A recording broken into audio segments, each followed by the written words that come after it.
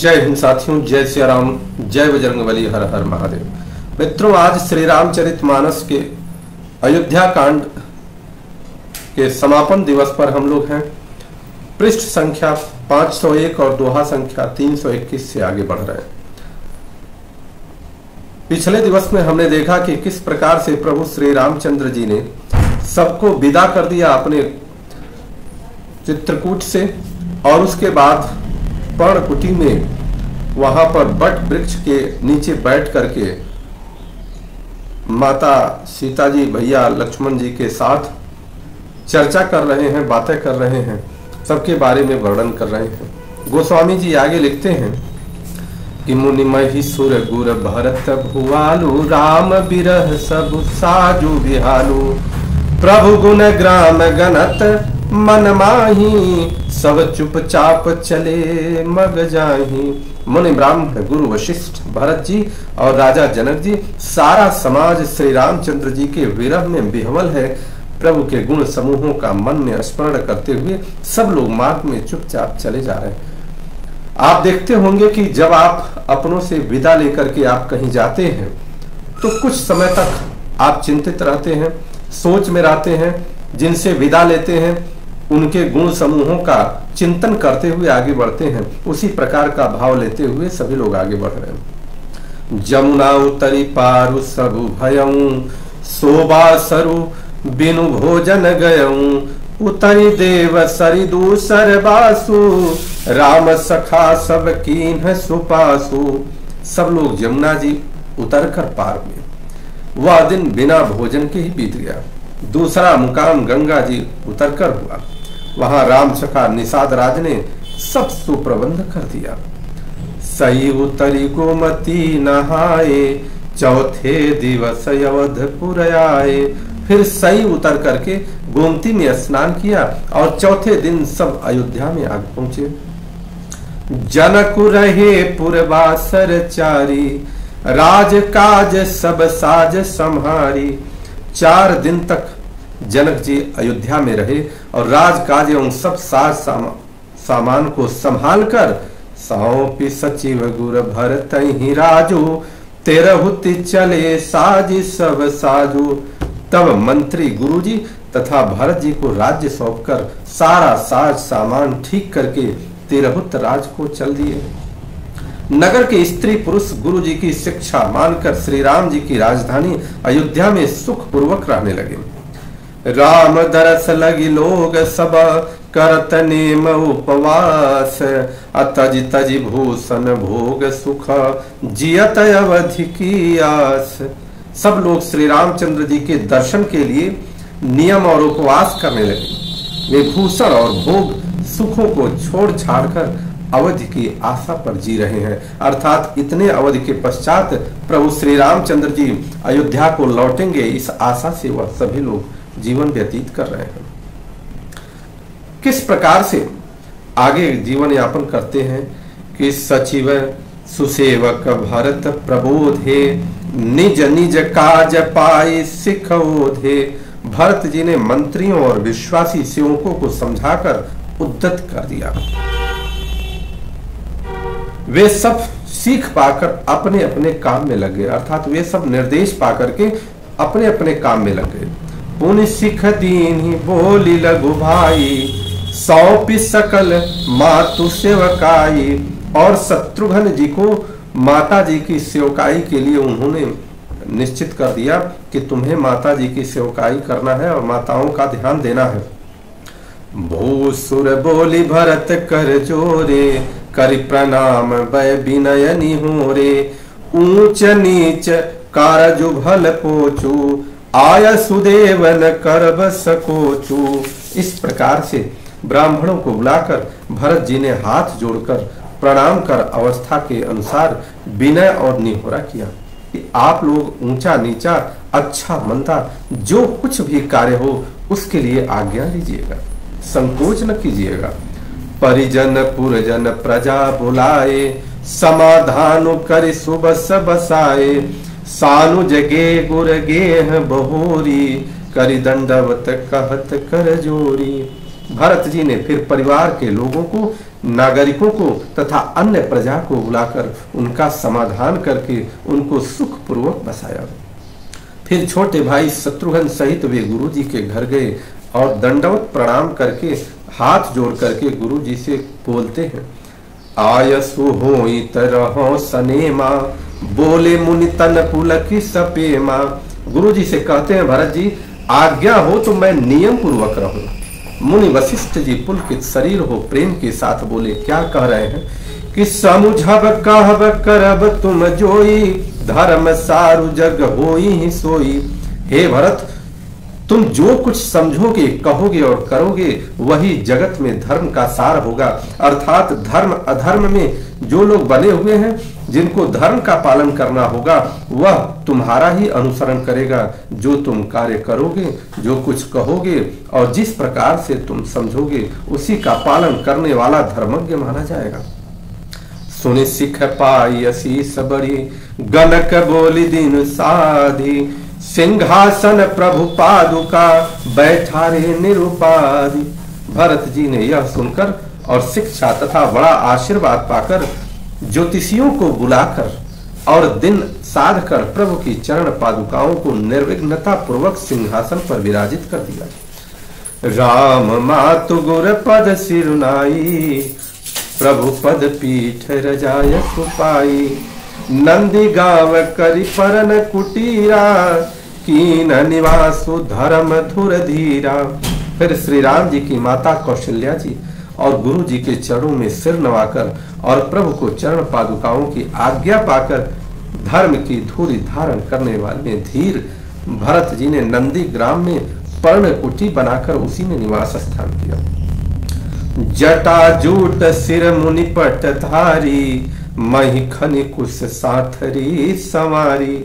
अब भरत जी कल्पना करने लगे कि हमारे भैया किस प्रकार से रह रहे हैं। जो देख करके आए थे और उसके बाद की वह कल्पना करने लगे, तो फिर सिर पर जटाजूट और शरीर में मुनियों के बलकल वस्त्र धारण कर लिया। और भरत जी का आशय था कि भैया अगर जमीन पर सो रहे हैं तो हमें तो जमीन से नीचे सोना चाहिए। इस प्रकार से असन बसन बासन व्रत नेमा, करत कठिन ऋषि धर्म प्रवेना। सप्रेमा भोजन वस्त्र बर्तन नियम सभी बातों को ऋषियों के कठिन धर्म का प्रेम सहित आचरण करने लगे और पृथ्वी को खोद कर मही खनि कुश साथरी संवारी। पृथ्वी को खोदकर उसके अंदर कुश की आसनी बिछा दी। भूषण बसन भोग सुख भूरी, मन तन बचन तजे तिन तूरी। अवध राजु सुर राजु सिहाई, दशरथ धनु सुनि धन दु लजाई। गहने कपड़े और अनेकों प्रकार के भोग सुखों को मन तन और वचन से तृण तोड़कर त्याग दिया। जिस अयोध्या के राज को देवराज इंद्र सिहाते थे और दशरथ की संपत्ति सुनकर कुबेर भी लजा जाते थे, उन सारे राज के जितने भी धन वैभव थे सारा त्याग करके और वह जाकर के नंदी ग्राम में जमीन के नीचे साधना करने लगे। ते ही पूरे बसत भरत बिनुरागा, माने जिस अयोध्या को देख करके इंद्र भी सिहाते हैं, कुबेर भी सिहाते हैं, उसी अयोध्या के लिए कि ते ही पूरे बसत भरत बिनुरागा, चंचरी कजिमि चंपक बागा। उसी अयोध्यापुरी में भरत जी अनासक्त होकर इस प्रकार निवास कर रहे हैं कि जैसे चंपा के बाग में भौरा हो। रमा बिलासु राम अनुरागी, तजत बमन जिमि जन बड़ भागी। श्री रामचंद्र जी के प्रेमी बड़भागी पुरुष लक्ष्मी के विलास को वमन की भांति त्याग कर और वहां पर रहने लगे। अर्थात सारे वैभव को इस प्रकार से उन्होंने त्याग दिया जैसे कोई वमन करता है, अर्थात उल्टी करता है और उसको त्याग देता है। इस प्रकार से धन वैभव को त्याग करके और श्री राम जी की शरण में वो रहने लगे। राम प्रेम भाजन भरतु, बड़े नए ही करतूति, अचातक हंस सराहियत, टेक विवेक विभूति। फिर भरत जी तो श्री रामचंद्र जी के प्रेम के पात्र हैं। वे इस भोगेश्वर्य रूप को त्याग दिया, करने से बड़े नहीं हुए। पृथ्वी पर का जल न पीने की टेक से चातक की और नीर क्षीर विवेक की विभूति से हंस की भी सराहना होती है। अर्थात चातक वो पक्षी है जो पृथ्वी का जल नहीं पीता, वो केवल स्वाति का बूंद लेता है और अपना जीवन भले ही त्याग देगा परंतु वह वहां का जल नहीं लेगा। और हंस की भी सराहना होती है, परंतु भरत जी ने इस मानव शरीर में इस प्रकार का व्यवहार किया कि पूरी दुनिया सराहना करने लगी। देह दिनहु दिन दूबरी होई, घटई तेजु बल मुख छवि सोई। नित नव राम प्रेम पनु पीना, बढ़त धर्म दलु मनु न मलीना। भरत जी का शरीर दिनों दिन दुबला होता जाता है, तेज घट रहा है, बल और मुख छवि वैसे ही बनी हुई है। राम प्रेम का प्रण नित्य नया और पुष्ट होता है, धर्म का दल बढ़ता है और मन उदास नहीं।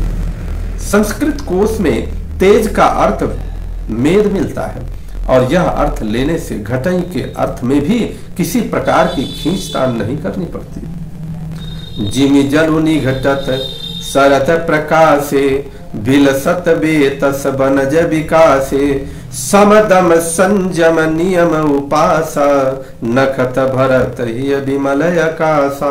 जैसे शरद ऋतु के प्रकाश से जल घटता है किंतु बेत शोभा पाते हैं और कमल विकसित होते हैं। सम दम संयम नियम और उपवास आदि भरत जी के हृदय रूपी निर्मल आकाश के नक्षत्र हैं। ध्रुव विश्वासु अवधिरा काशी, स्वामी सुरति सुरवीथि विकासी। राम प्रेम विधु अचलय दोषा, सहित समाज सोह नित चोखा। विश्वास ही ध्रुव तारा है, 14 वर्ष की अवधि पूर्णिमा के समान है और स्वामी श्री राम जी की सूरत आकाश गंगा सरीखी प्रकाशित है। राम प्रेम ही अचल और कलंक रहित चंद्रमा है, वह अपने समाज सहित नित्य सुंदर सुशोभित है। भरत रहनि समझनि कर तूति, भगति बिरति गुण विमल विभूति।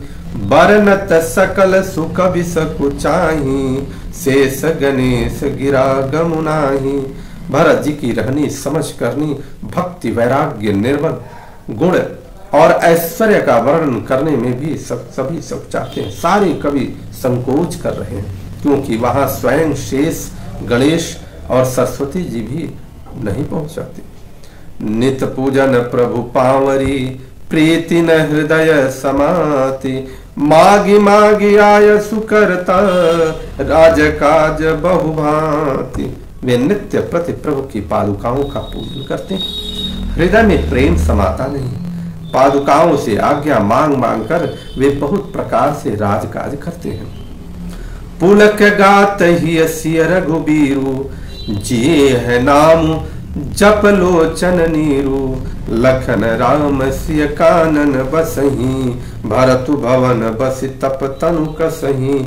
शरीर पुलकित है, हृदय में श्री सीता राम जी हैं, जीभ राम नाम जप कर रही है, नेत्रों में प्रेम का जल भरा हुआ है। लक्ष्मण जी, श्री राम जी और सीता जी तो वन में बसते हैं, परंतु भरत जी ने घर ही में रहकर तप के द्वारा शरीर को कस रहे हैं। दो दिशि समुझि कहत सब लोगो, सब विधि भरत सराहन जोगो। सुनि व्रत नेम साधु सकुचाही, देखी दशा मुनिराज लजाई। दोनों ओर की स्थिति समझकर सब लोग कहते हैं कि भरत जी सब प्रकार से सराहनीय योग्य है। उनके व्रत और नियमों को सुनकर साधु संत भी सकुचा जाते हैं और उनकी स्थिति देखकर मुनिराज भी लज्जित होते हैं। परम पुनीत भरत आचरणु, मधुर मंजु मुद मंगल करनु। हरन कठिन कलि कलुष कलेसु, महामोह निशिदलन दिनेशु। भरत जी का परम पवित्र आचरण मधुर सुंदर और आनंद मंगलों को करने वाला है, कलयुग के कठिन पापों और क्लेशों को हरने वाला है, महामोह रूपी रात्रि को नष्ट करने के लिए सूर्य के समान है।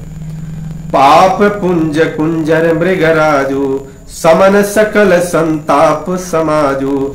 जन रंजन भंजन भव भारू, राम स्नेह सुधाकर सारू। पाप समूह रूपी हाथी के लिए सिंह है, सारे संतापों के दल का नाश करने वाला है, भक्तों को आनंद देने वाला और भव के भार का भंजन करने वाला तथा श्री राम प्रेम रूपी चंद्रमा का सार है।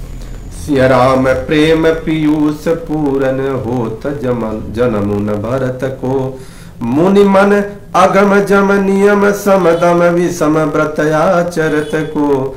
दुखदाह दारिद दंभ दूषण सुजत सुजस मिसय पहरत को। कलिकाल तुलसी से सठनी हठि राम सन्मुख करत को। श्री सीताराम जी के प्रेम रूपी अमृत से परिपूर्ण भरत जी का जन्म यदि न होता तो मुनियों के मन को भी अगम यम नियम शाम समदम आदि कठिन व्रतों का आचरण कौन करता। दुख संताप दरिद्रता दम्भ आदि दोषों को अपने सुयश के बहाने कौन हरण करता तथा कलिकाल में तुलसीदास जैसे शठों को हठ पूर्वक कौन श्री राम के सम्मुख करता। भरत भरत चरित करि नेमु, तुलसी जो सादर सुनई। सिय राम पद प्रेम, अवश्य होई भवरस विरति।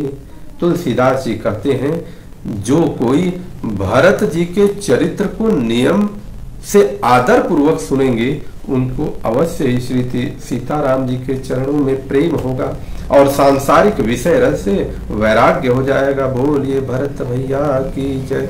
इस प्रकार से मास पारायण 21वां विश्राम इति श्री मद्रांग चरित मानसे सकल कलिकलु विध्वंसने द्वितीय सोपान समाप्त। कलयुग के संपूर्ण पापों को विध्वंस करने वाले श्री रामचरितमानस का यह दूसरा सोपान अयोध्या कांड समाप्त हुआ। आप सभी लोगों का मन मंगलमय हो, शरीर मंगलमय हो, समाज मंगलमय हो, आप सभी लोगों का शुभ हो। बोलिए भरत भैया की जय, गुरु वशिष्ठ की जय, शत्रुघ्न जी की जय, माता जानकी की जय, प्रभु श्री रामचंद्र की जय, लखन भैया की जय, जनक जी की जय, हनुमान जी महाराज की जय, माता पार्वती की जय। हर हर महादेव।